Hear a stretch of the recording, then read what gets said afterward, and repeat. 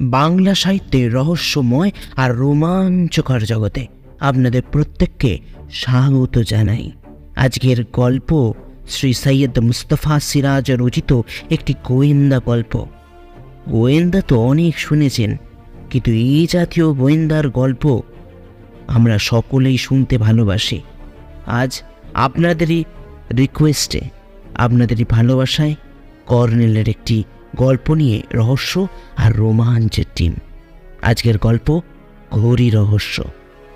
গল্পের শেষে আপনাদের কেমন লাগলো সেই মূল্যবান কমেন্টটা একেবারেই করতে ভুলবেন না বন্ধুরা। সঙ্গে থাকুন আর শুনতে থাকুন রহস্য রোমাঞ্চ। কর্নেল নীলাদ্রি সরকারের প্রিয় পরিচালক ষষ্ঠীচরণের 2-1 সামান্য সর্দিজ্বর। পাড়ার ডাক্তার তারকবাবু তাকে দেখতে এসেছিলেন। প্রচুর আশ্বাস দিয়ে এবং লম্বা চওড়া একটা প্রেসক্রিপশন লিখে তিনি আড্ডার মেজাজে বসলেন। দেশের হালচাল নিয়ে কিছুক্ষণ বকবক করে গেলেন।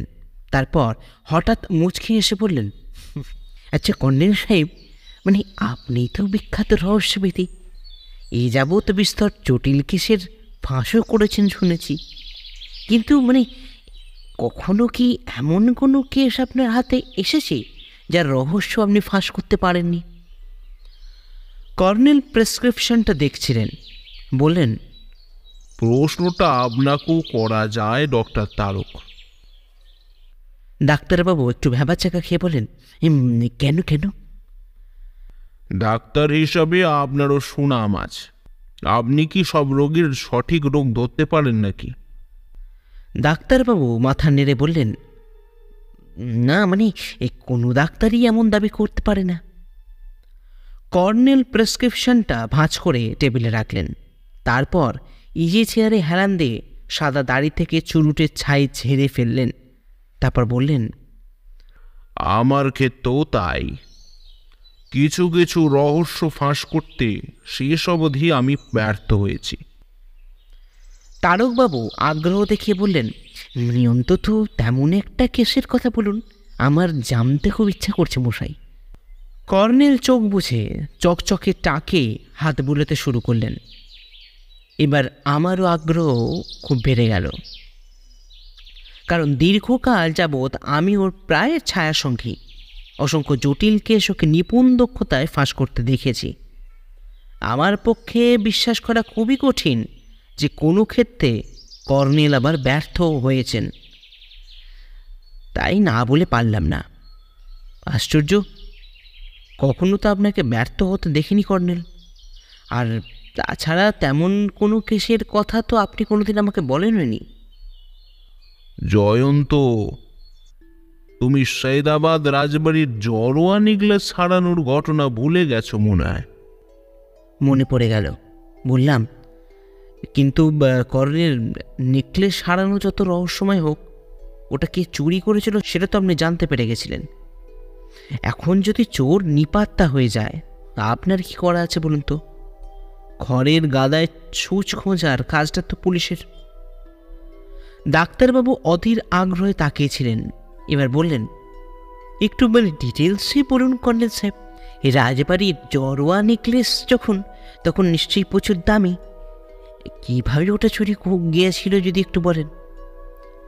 কর্নেল বললেন, সেটাই তো একটা জটিল রহস্য, আর সেই রহস্য আমি ফাঁস করতে পারিনি।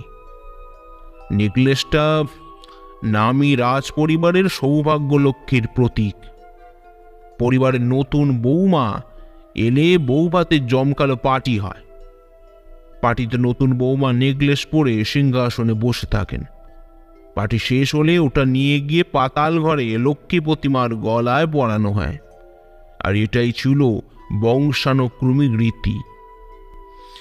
সেই রাতে পার্টি শেষ হতে প্রায় 12:30 বাজে। হঠাৎ দেখা গেল বৌমার গলায় নেকলেস উধাও। ডাক্তারবাবু বললেন, মানে জয়ন্তবাবু বলছেন আপনি নেকলেস চোরকে ধরতে পেরেছিলেন? হ্যাঁ, কিন্তু সূত্র থেকে অনুমান করেছিলাম রাজবাড়ির জয় গোবিন্দ নামে একটি কর্মচারী যেভাবেই হোক নেকলেসটা চুরি করেছে। সে একা থাকতো রাজবাড়ির একটা ঘরে, কিন্তু তার ঘরে শেষ রাত্রে হানা দিয়েও দেখা গেল তল্পি তল্পা গুটিয়ে বাবাজি পগার পার। তবে রহস্যটা থেকেই গেল, জয়গোবিন্দ কখন কিভাবে নেকলেস চুরি করলো। হলঘরে পার্টিতে অত লোক তো ছিল, চোখ ধাঁধানো আলো, আর সবচেয়ে বেশি আশ্চর্যের বিষয় হলো নতুন বৌমাও টের পাননি কখন তার গলা থেকে নেকলেস উধাও হয়ে গেছে। ডাক্তারবাবু তার হাতের ঘড়ি থেকে ব্যস্তভাবে উঠে দাঁড়ালেন, তারপর বললেন, মানে উঠি কর্নেল সাহেব, এতক্ষণ রোগীরা আমার মুন্ডপাত করে দিয়েছে। তারক ডাক্তার চলে যাবার পর কর্নেল একটু হেসে বললেন, ডার্লিং, তারক ডাক্তার খুবই জনপ্রিয়, কিন্তু মশা মারতে কামান দেখেছেন। একে তো ষষ্ঠী ওষুধ খেতে ভয় পায়, তার উপর ক্যাপসুল, ট্যাবলেট, সিরাপ। তুমি একটু বসো, দেখি কাউকে দিয়ে যদি ওষুধগুলো আনিয়ে নেওয়া যায়। আমি বললাম, আমাকে দিন নামিয়ে দিচ্ছি না। এই সময় ডোরবেল বাজল এবং ড্রয়িং রুমের দরজার পর্দার ফাঁকে অবাক হয়ে দেখলাম ষষ্ঠীচরণ গিয়ে দিব্যি দরজা খুলে দিল। তারপর প্রায় তাকে ঠেলে সরিয়ে এক প্রৌঢ় ভদ্রলোক শটান এ ঘরে বসে উঠলেন। নমস্কার করে কাচুমাচু মুখে বললেন, নমস্কার, আমি কর্নেল সাহেবের মূল্যবান সময় নষ্ট করার জন্য দুঃখিত। দাদা বলে গেছেন টাইম ইজ মানি। তো কাগজে আপনার কীর্তিকলা পড়েছি, ছবিও দেখেছি, অনেক চেষ্টায় ঠিকানা জোগাড় করে আপনার কাছে যাকে বলে একেবারে ছুটে এলাম। Time is money. কিন্তু ওর কথার ওপর কর্নেল বললেন, আপনি বসুন, বলুন আপনার কি ব্যাপার। ভদ্রলোক সোফায় বসে রুমালে মুখ মুছে বললেন, দেখুন, সব কথা গুছিয়ে বলতে অনেক সময় লাগবে, কিন্তু ওই যে বললাম দাদা বলে গেছেন টাইম ইজ মানি। ইংরেজি প্রবাদ হলেও কথাটা কিন্তু সত্যি। ভদ্রলোক পাগল নন তো? একটু বিরক্ত হয়েই বললাম, বারবার টাইম ইজ মানি বলছেন কেন বলুন তো, অথচ নিজেই টাইম নষ্ট করছেন। ভদ্রলোক চটে গিয়ে বললেন, আমার কথা হচ্ছে কর্নেল সাহেবের সঙ্গে, আপনার সঙ্গে নয়। কর্নেল হেসে বললেন, ঠিক, তবে উনি একজন সাংবাদিক, দৈনিক সত্যসেবা পত্রিকার রিপোর্টার জয়ন্ত চৌধুরী। আপনি নিশ্চয়ই জানেন রিপোর্টাররা সব কিছুতেই একটা খবরের প্রয়োজন হয়। ভদ্রলোক ঝটপট আমাকে নমস্কার করে বললেন, আপনি সেই বিখ্যাত সাংবাদিক জয়ন্ত চৌধুরী? এই খবরটা আপনি দয়া করে লিখুন মশাই, বজ্জাতদের এই মুখোশটা একবারে টেনে খুলে দিন।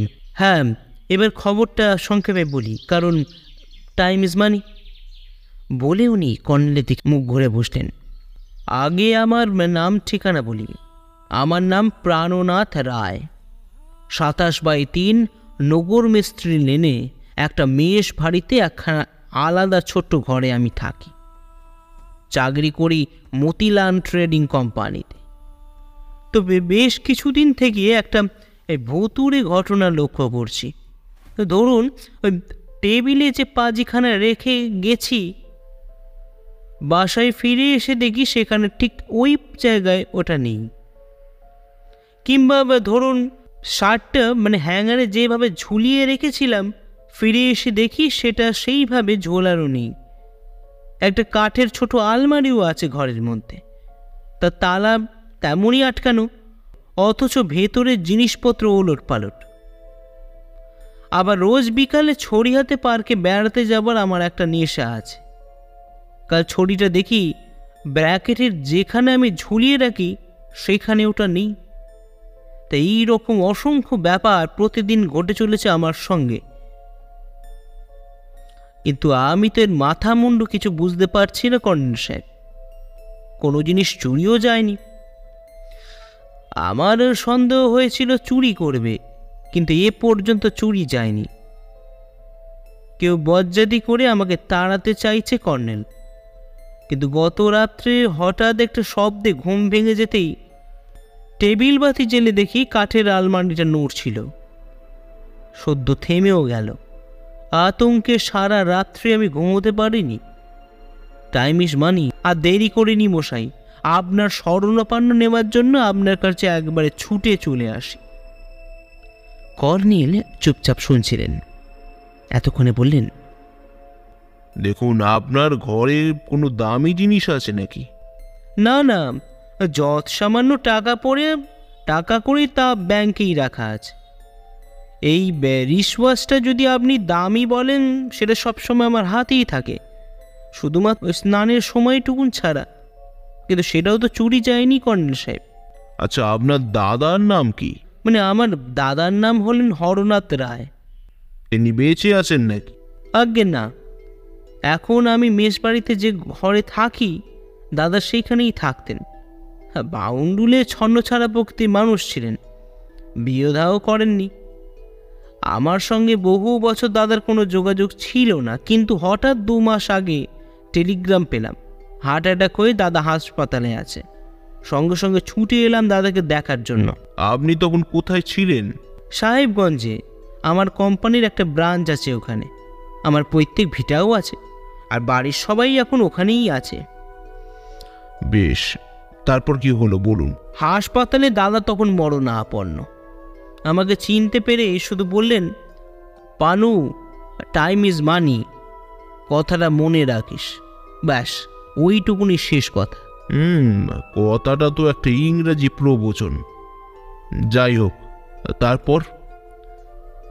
দাদার শেষকৃত্য করে কোম্পানির হেড অফিসে গেলাম। আমার অনেক দিনের ইচ্ছে ছিল কলকাতায় বদলি হওয়া। হেড অফিসে থাকলে অনেক সুযোগ সুবিধা মেলে, বুঝলেন তো? বুঝলাম। তো কোম্পানি তো তাহলে আপনাকে কলকাতায় বদলি করলো? আজ্ঞে, দাদার সঙ্গে মেসের ম্যানেজার প্রভাতবাবুর বন্ধুত্ব ছিল, তাই দাদার ঘরটা আমাকে একই ভাড়ায় ছেড়ে দিলেন। তা ওই ঘরে তো আপনার দাদার কিছু জিনিসপত্র ছিল? হ্যাঁ ছিল তো। একটা তক্তপোষ, বিছানাপত্র, চেয়ার টেবিল, একটা সুটকেস, ছোট্ট কাঠের একটা আলমারি, এই যা।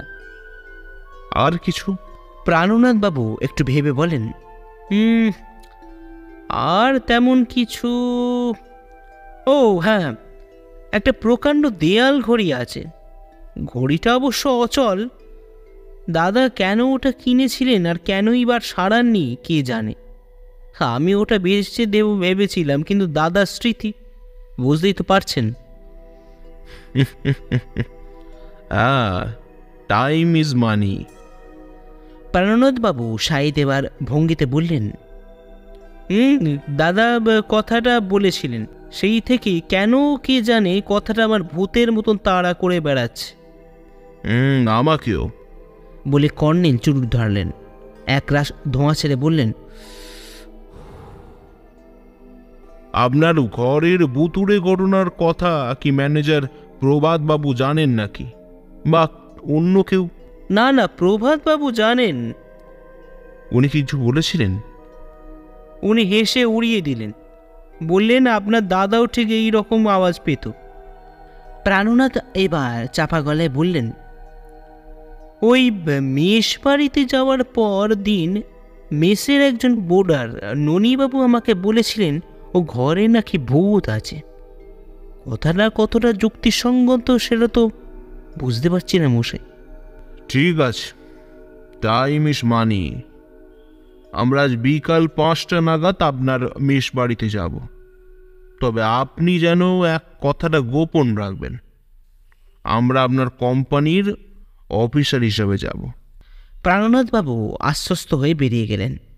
কর্নেল অভ্যাস মতো টাকে হাতে বুলিয়ে বললেন, কি বুঝলে জয়ন্ত? ম্যানেজার ওকে তাড়াতে চাইছেন, কারণ নতুন বোর্ডার থাকতে পারলে বেশি ভাড়া আর সেলামিও বাড়বে। দেখো, তাড়াতে চাইলে হরনাথ বাবুর মৃত্যুর পর ওকে একই ভাড়ায় থাকতে দিলেন কেন? তাহলে কোনো বোর্ডার ধরুন সেই ননীবাবু ঘরটা পাওয়ার জন্য ওর পিছনে লেগেছেন। টাইম ইজ মানি জয়ন্ত, কথাটা খুবই গুরুত্বপূর্ণ ডার্লিং। বিরক্ত হয়ে বললাম, কথাটা দেখছি সত্যিই ভূতের মতন আপনাকে পেয়ে বসেছে। হ্যাঁ, ওটা আসলে ভূত, আর সেই ভূতের উপদ্রব গড়েছে প্রাণনাথ বাবুর ডেরায়। বলে কর্নেল উঠে দাঁড়ালেন। নিচের ফ্ল্যাটের লিন্ডার দাদা গোমস দিয়ে ষষ্ঠীর ওষুধগুলোকে আনিনি। তুমি একটু বসো, দুজনে আজ রান্না বান্না করব, তারপর বিকালে নুকর মিস্ত্রি নেন। দোতলা মেষ বাড়িটা খুঁজে বের করতে খুব একটা বেশি অসুবিধা হয়নি। ঝিঞ্জিকড়ির বাঁকের মুখে একটা ছোট্ট পার্ক দেখা যাচ্ছিল। প্রাণনাথ বাবু নিচে আমাদের জন্য অপেক্ষা করছিলেন। বাড়ির একতলায় দোকানপাট, দোতলায় মেষ। ঘরের সামনেতে যাওয়ার সময় প্রাণনাথ বাবু ম্যানেজার প্রভাত বাবুকে জানিয়ে বললেন ওর কোম্পানির অফিসার ইম্পর্টেন্ট কাজে এসেছেন। প্রভাতবাবু চেয়ারে বসেই করজোড়ে নমস্কার করলেন। ভদ্রলোক রোগা এবং বেঁটে, মুখে অমায়িক ভাব। তালা খুলে প্রাণনাথবাবু বললেন, আপনারা দয়া করে একটু বসুন, আমি চায়ের ব্যবস্থা করি। Time is money, time is money. এই বলে কর্নেল ঘড়িটার দিকে এগিয়ে গেলেন। তারপর নিষ্পলক চোখে তাকিয়ে রইলেন। ঘড়ির কাঁটা 12:30 থেমে গেছে।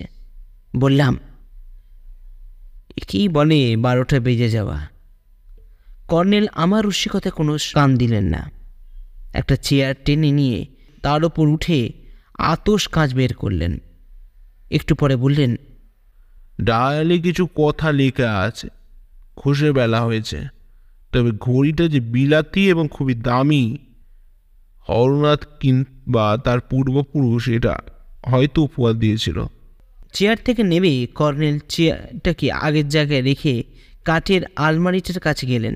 উঁকি মেরে পেছন দিকে তাকিয়ে আপনার মনে বললেন, সত্যি এটা নাড়াচাড়া হয়েছে, তবে ডান দিকের দুটো পায়া ইঞ্চিটা সরেও গেছে। আমরা বললাম, আপনি কি করে জানলেন? কোনো আসবাব অনেক কাল এক জায়গায় রাখলে মেঝের ওপর একটা দাগ বসে যায়, পায়ের দুটো ছাপ থেকে সরে এসেছে, বুঝলে? এই সময় প্রাণনাথবাবু ঘরে এলেন। তার হাতে চায়ের 2 কাপ। বললেন, মানে আগে আপনারা চাটা খেয়ে নিন, তারপর সব দেখাচ্ছি। কর্নেল বললেন, আপনি এই আলমারিটা খুলুন। হ্যাঁ, মানে খুলছি, তবে এতে দাদার জামা কাপড় আর বইপত্র ছাড়া কিছুই পাবেন না। প্রাণনাথবাবু কাঠের আলমারিটা খুলে দিলেন। কর্নেল আলমারির ভেতর যেন তল্লাশ শুরু করে দিল।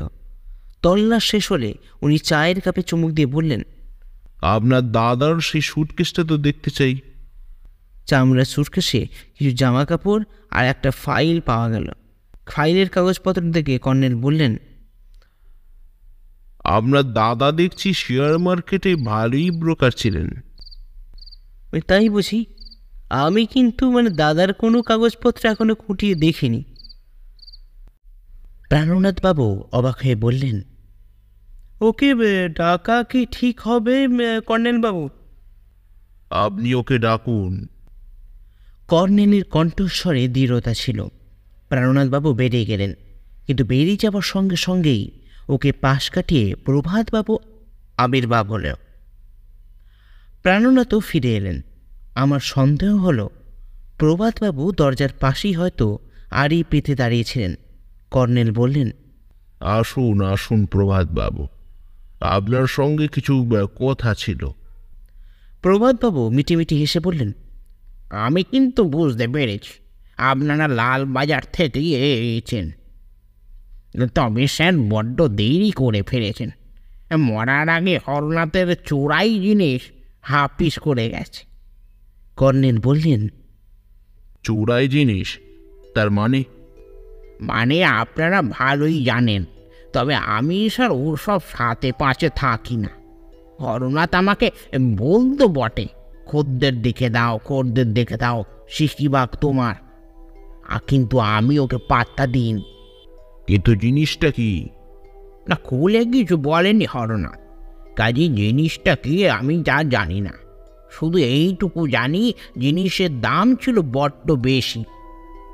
হরনাথ আওয়াজ দিয়েছিল ওই 1,00,000 ওপর তো হবেই। আমার মালিক ভদ্রলোক, যার এই মেষ বাড়িটা, তিনি কোটিপতি লোক। হরনাথ গোপনে তার সঙ্গে গিয়েও সাক্ষাৎ করে, কিন্তু তিনিও কিনতে সাহস পাননি মশাই। আমাকে বলেছিলেন ওই হরনাথকে এখান থেকে তাড়াতে, কিন্তু তাড়াবো কি করে বলুন তো?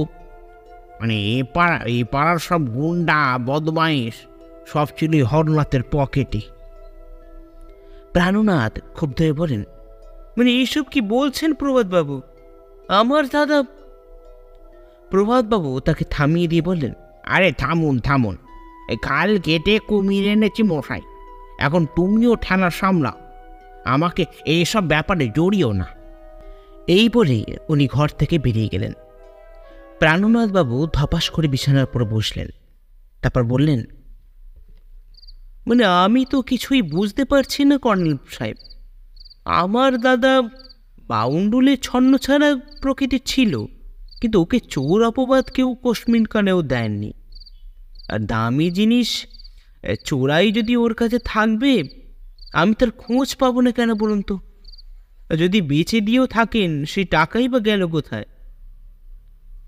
কর্নেল চুরুট ধরালেন। আমি বললাম, এবার মনে হচ্ছে আপনার ঘরে কেউ আপনার দাদার চোরাই জিনিস বা বিক্রি করা টাকা খুঁজতে আসছিল। প্রাণনাথবাবু প্রায় আত্মনাদ করে বললেন, না না, তেমন কোনো জিনিস এই ঘরে নেই। কর্নেল ঘড়িটার দিকে তাকিয়ে বললেন, আপনার দাদা বলেছিলেন টাইম ইজ মানি, তাই না? আজ্ঞে হ্যাঁ। টাইমের সঙ্গে ঘড়ির একটা সম্পর্ক আছে। আপনি ঘড়িটা সারাতে দিচ্ছেন না কেন? সারাতে অনেক টাকার প্রয়োজন কর্নেল, অত টাকা পাবো কোথায়? আমি নিজের খরচে সারিয়ে দেব। আমার ধারণা ঘড়িটা চালু হলে এ ঘরে ভূতের উপদ্রব কমে যাবে। এই অচল ঘড়িই আপনার ঘরে ভূত ডেকে আনছে। প্রাণনাথবাবু ফ্যাল ফ্যাল করে তাকিয়ে রইলেন। কর্নেল চেয়ার টেনে নিয়ে দেয়াল ঘড়ির তলায় গেলেন। তারপর চেয়ারে উঠে প্রকাণ্ড ঘড়িটা নামিয়ে আনলেন। বললেন, দিন 7 পরে আমার কাছ থেকে এটা ফেরত নিয়ে আসবেন। কোনো বড় কোম্পানিতে এটা সারাতে দেব। এলিয়ট রোডে 3 তলার অ্যাপার্টমেন্টে বসে কর্নেল ঘড়িটা খুলতে শুরু করলেন। বললাম, সব ছেড়ে ঘড়ি পেছনে কেন পড়লেন কেন বলুন তো? কর্নেল হেসে বললেন, টাইম ইজ মানি ডার্লিং। আচ্ছা কর্নেল, আমার ভয় হচ্ছে যে এই অচল ঘড়ি আপনার মগজও অচল করে দিয়েছে কিনা। ডায়ালের কাঁচ খুলে আতস কাঁচ দিয়ে কি দেখতে দেখতে কর্নেল বললেন, এবার সব পরিষ্কার হলো। Presented to mister Joy Gobinda Roy for his sincere service and honesty on the occasion of Kumar Bahadur Pramatha Narayan চৌধুরীর 71st বার্থ অ্যানিভার্সারি। চমকে উঠলাম। কর্নেল, এটা তো সৈদাবাদ রাজবাড়ির উপহার। এই উপহার হরনাথের কাছে এলো কি করে? ডার্লিং, হরনাথই জয় গোবিন্দ। হরনাথের সুটকেসের ভেতর কয়েকটা পুরাতন নেম কার্ড খুঁজে পেয়েছি। এই দেখো, হরনাথ নাম ভারিয়ে রাজবাড়ির কেয়ারটেকার চাকরি জুটিয়েছিলেন। বুঝেছি, কিন্তু জড়োয়া নেকলেসটা গেল কোথায়? ভুলে যাচ্ছ জয়ন্ত? মৃত্যুর সময় হরনাথ বলেছিল, পানু, টাইম ইজ মানি। কথাটা মনে রাখিস। পানুবাবু সূত্রটা বুঝতে পারেননি। নেকলেস চুরি যায় রাত 12:30টায়। সেই ঘড়ির কাঁটা তাই 12:30টায় গিয়ে আটকে যায়। আর নেকলেসটা... এই বলে কর্নেল ডায়াল খুললেন এবং ভেতর থেকে একটা লাল ভেলভেটে মোড়া প্যাকেট বার করলেন। প্যাকেট খুলতেই দেখা গেল ঝলমরে হিরে মুক্ত বসানো সোনার ঝালর দেওয়া একটা জড়োয়া নেকলেস। কর্নেল মিটিমিটি হেসে ফের বললেন, টাইম ইজ মানি। তবে হরনাথ কিভাবে নেকলেসটা চুরি করেছিল এখন বুঝতে পারছি। এই দেখো, পিঠের দিকে নেকলেসটার ক্লিপ কিভাবে আটকানো আছে। সহজেই খোলা যায় এবং নিজে থেকেও খুলে পড়তে পারে। বিয়ের পার্টিতে নতুন বৌমা নিশ্চয়ই ঘুমে ঢুলছিলেন আর সেই সময় নেকলেসটা খুলে পুড়ে যায়। কেয়ারটেকার উপহার সামগ্রিক দায়িত্ব ছিল, সে সুযোগ ছাড়েনি। ক্লিয়ার? সায় দিয়ে বললাম, all clear. Time is money, এটাও ক্লিয়ার। আপনারা শুনছিলেন শ্রী সৈয়দ মুস্তফা সিরাজ রচিত গল্প ঘড়ি রহস্য। আপনাদের কেমন লাগলো সে মূল্যবান কমেন্টটা করতে ভুলবেন না। সঙ্গে থাকুন আর সঙ্গে রাখুন রহস্য আর রোমাঞ্চ টিমকে। নমস্কার।